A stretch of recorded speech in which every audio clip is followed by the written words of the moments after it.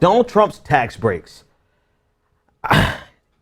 Steve Mnuchin has posited or forwarded that this is going to be the greatest tax break in history, the largest tax break, largest tax reform in history.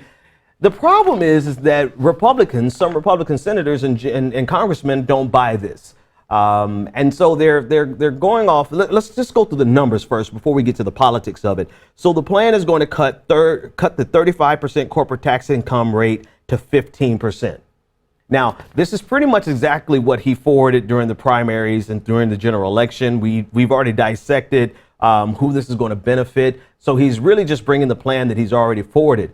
That's the first thing. The second thing is this is exactly a standard Republican play. This is not surprising, and this is in many ways to be expected from a president that is dependent on the Republican Party to give him the substance of his presidency. So the fact that he's forwarding this tax policy that is lockstep with Republicanism is no surprise, even though he touted himself to be a non-establishment outsider. That's one thing. But the second thing is that the cutting the corporate, what responsibility do corporations have to America? Because that's the real question.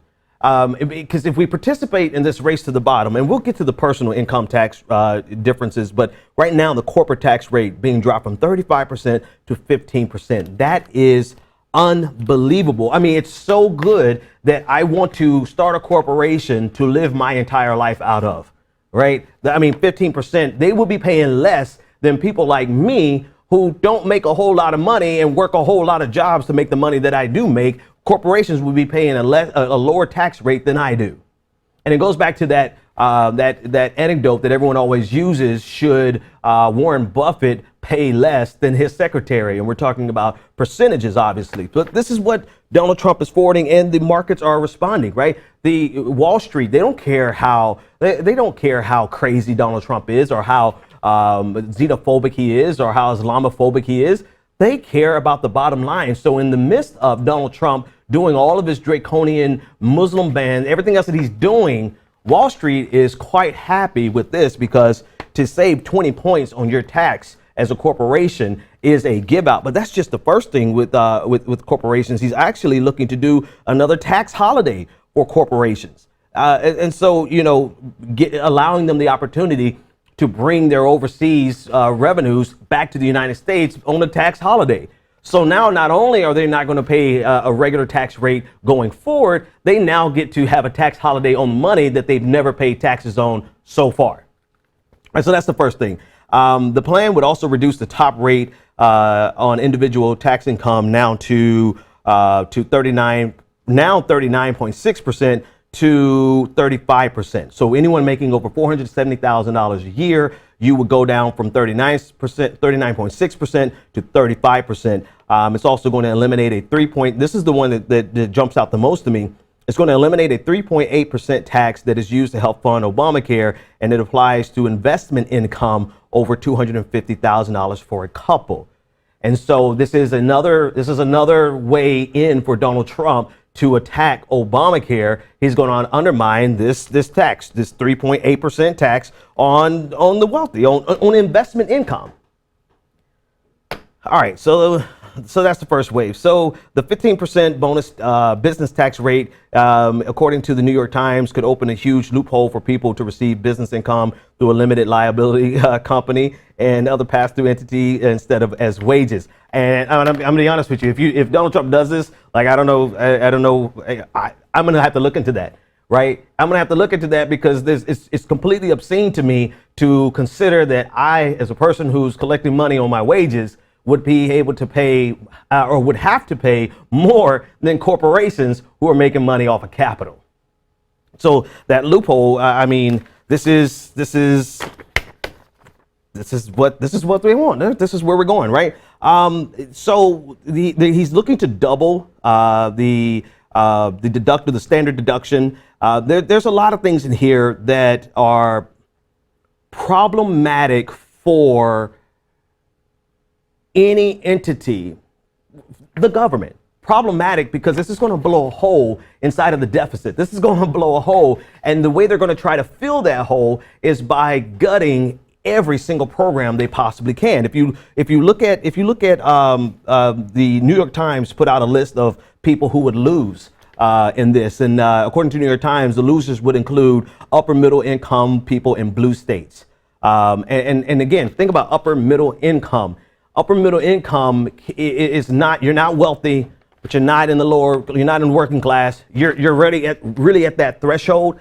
And it's that spot that I talk about quite often. People who, quite frankly, like me, who make too much to get anything from the government.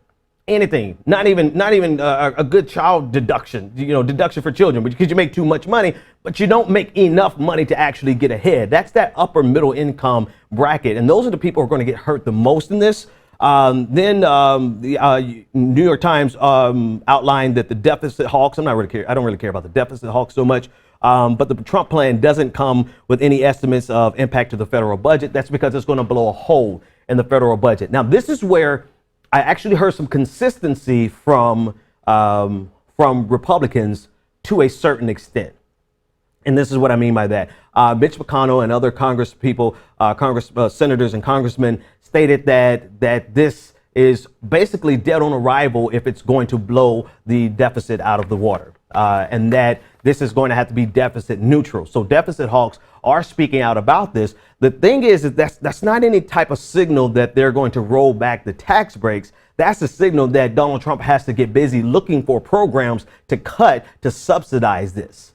So to be clear, this is no virtue signaling. It might be virtue signaling, but this is not a signal of virtue on behalf of the Republican Congress. But this is indicative of the reality that they want these tax breaks, but they're willing to gut every single program possible to make it deficit neutral.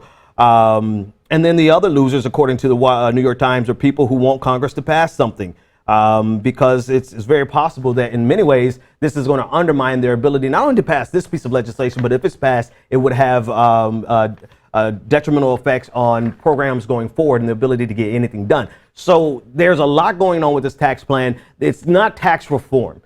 He is breaking down the tax brackets from 7 brackets down to 3, but that's not really tax reform. That's like flattening the tax code, essentially.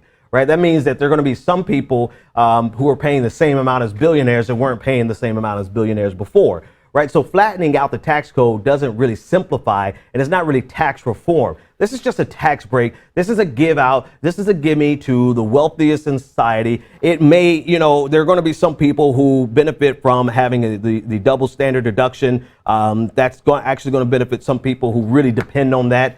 But overall, this is predominantly going to benefit corporations and the wealthiest tremendously so. I mean, just think about your response. I mean, right now, I think I'm in like the 35. I don't even remember. I just filed last week, but I'm in that bracket where about 35% of my income goes to the government. And now, if this passes, corporations are going to be paying 20% less for their revenues as I pay for my labor.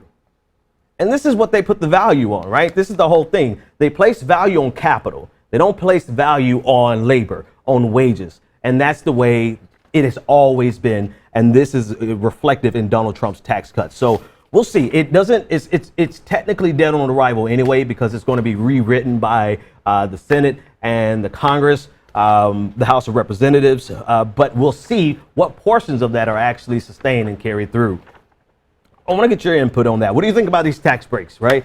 Because there are some things in there that are going to be good for some people. If you depend on the standard deduction, he's doubling that. So that's actually going to be a good thing for the average person that depends on the standard deduction. The reality of it is, though, that a lot of people really don't even make enough money to even be able to pay income taxes. And so this is really a conversation that Donald Trump is trying to have with those of us who are just making enough money to pay taxes. It's really going to hurt us versus the people who are making all of the money. They're able to, it's particularly corporations, they're going to be able to save tremendously. 20 points, 20% less. That's a good deal. I think I'm going to open up a corporation and live my life directly through an LLC.